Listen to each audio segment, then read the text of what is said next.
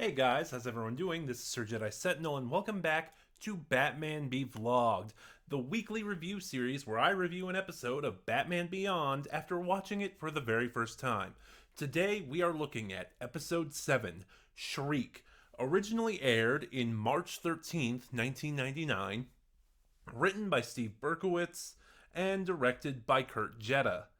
And once again, we have a really stellar episode. So, just to recap where we've been so far with these reviews, Rebirth was near perfect.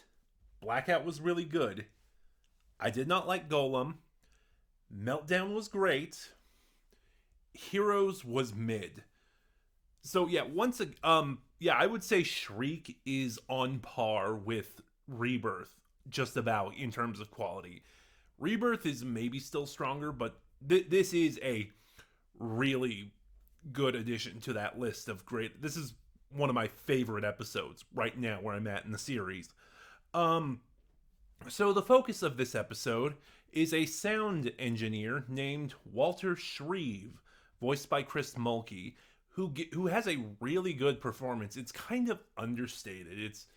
It's kind of the Scarecrow thing. He sounds so ordinary, which I think is really great for when we get into the villain side of things. And what I mean with the Scarecrow thing is this is just my basis. If you're making a Batman project and you're doing the Scarecrow, Jonathan Crane, the Scarecrow's civilian identity, has to be the least scary person imaginable. That's what makes the Scarecrow work. The Scarecrow is frightening, absolutely frightening, but Jonathan Crane is not.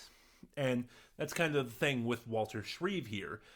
His voice, he is so suave and calm and very soft spoken. And when he becomes this villain, Shriek, um, he he still carries that over, but it's suddenly much more menacing, especially the way his voice is used in some of the scenes, which I will talk about.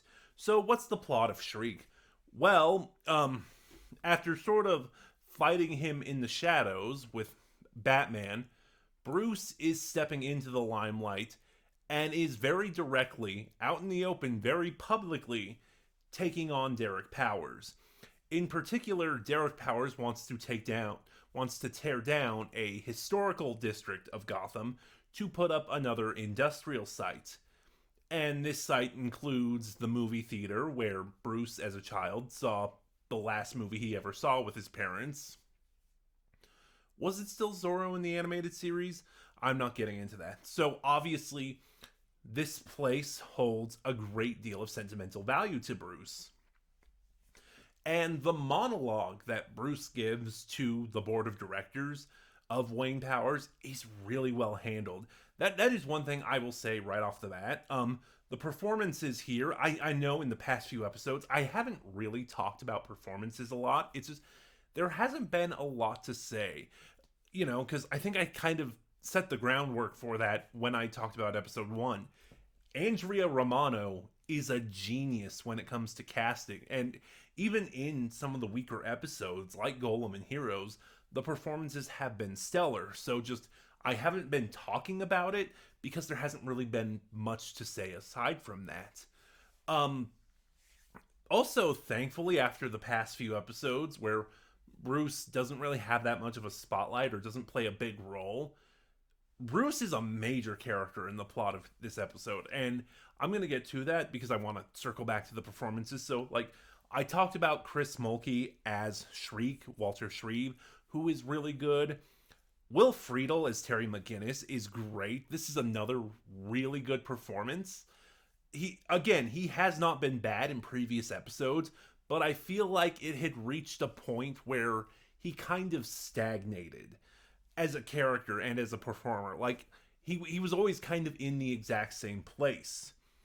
Um Sherman Howard really turns up the smarm and the dickishness as Derek Powers in this episode. Which was just delightful. Like I said, Derek Powers is the kind of person you just want to punch in the face, and Sherman Howard really delivers that in this episode. Interesting to note that after the events of Meltdown, although we're kind of continuing this story arc with Derek Powers, the Blight stuff is ignored.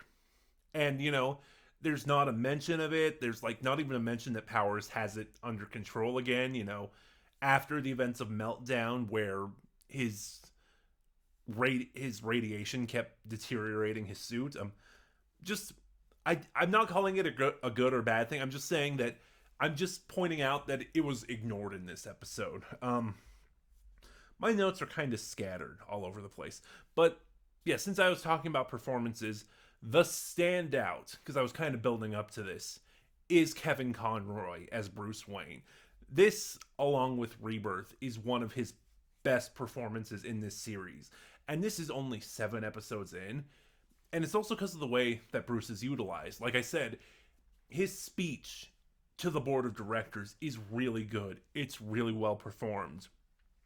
Later, when Bruce and Terry are taking a walk through the historical district, he has a really good scene. Like, when Bruce shows Terry the theater, Terry's like, well, wouldn't you want to tear this place down and move on? And Bruce responds with this brilliant line, wonderfully delivered by Kevin Conroy. Do you want to forget about what happened to your father? And just later, when Bruce is hospitalized and the way Shriek toys with him, which is very haunting. It's like something out of a horror movie. It's really unsettling, and again, just so well done. Bruce's reaction to it and Conroy's performance are shocking. Like, just to see Bruce, who is normally so composed, even in more tense, dramatic moments, to see him kind of breaking down, it's unnerving. Like, also, there are some other things I want to talk about in this episode before we kind of end things. So because Bruce has been working with Terry, because Terry has been working with Bruce, excuse me, a lot of the previous outings we've had, there was another word I was going to use and now I can't remember what it is, have had Terry kind of just being more of an action hero. Like, a lot of it is just him stumbling across the scene and getting into a fight. Here, because Bruce is out of commission, we get to see Terry really playing up the detective aspect of Batman. Like, he's in the Batcave using the Batcomputer, analyzing the clues left behind. In a later scene, he goes undercover. Like, he dons a disguise and everything. And it's just, because the detective aspect is so important to Batman, it's really nice seeing Terry doing that and continuing that part of the character as well. And it's very refreshing, again, after what we've been getting in the previous 6 episodes. Let me see. Let me check my notes. I didn't take a lot for this episode. Okay. And then the climax of this episode is really good.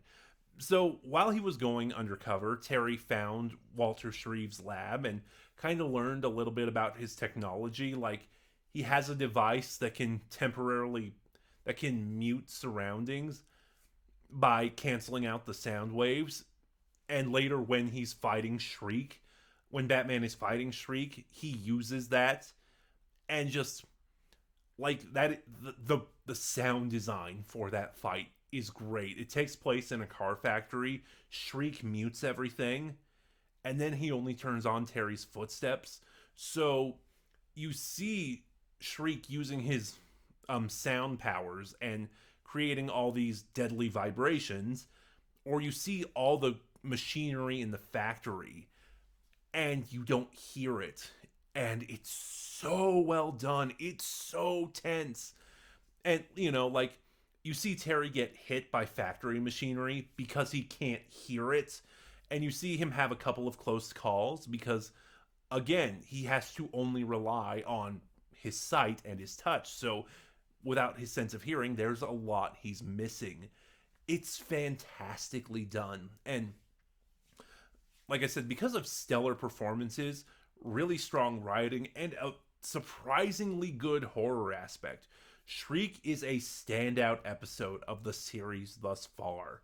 Again, it's about on par with Rebirth. But those are just my thoughts.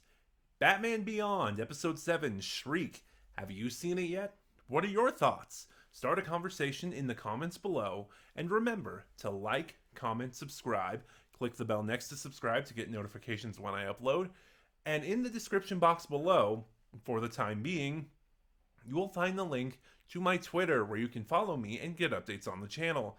This is Sir Jedi Sentinel, and I'll see you guys next week for Episode 8.